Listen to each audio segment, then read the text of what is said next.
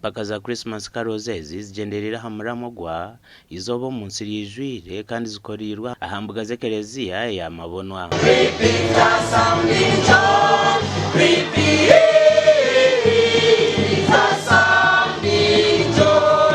Empaka ezi zetabirwe mu kwaya kurwo muri Hikamwenda Kakijoronga Mabona Youth Mpasha hamwe n'ezindi bitu ya mabona ni yesingire zindi.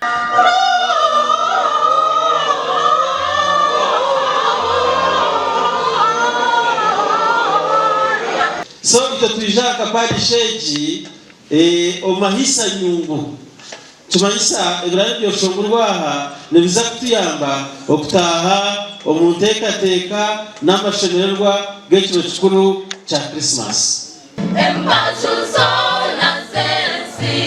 Abatebekanise pakezi batugambire kigenderwa omwaka okutukuza kutandika n'omwaka okupapa yarangirire ebiro 9 kwezi kwa gatano omwaka 2024 ng'omwaka ogu 2025 okutukuza kutandika n'omwaka gw'amasiko omukweshongora ekigambo kyarahanga nikibakikora ki kirabona so nizima kwa yazona eza participatinga omwijoberi ukatuboneza tukashemereza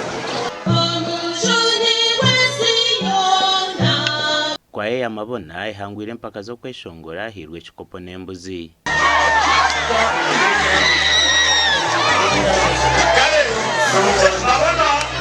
Tutebekanise nk'abandi twaronda mutendeki bamwanzira hawo kongo warukura muziki aha dinare yibanda tware sente nyingi konka tugize ngureka turondogo omuntu orubo kugira ngo baba director wa music tubasangwe cyo kubona okora nonokora ki noba no kicenga.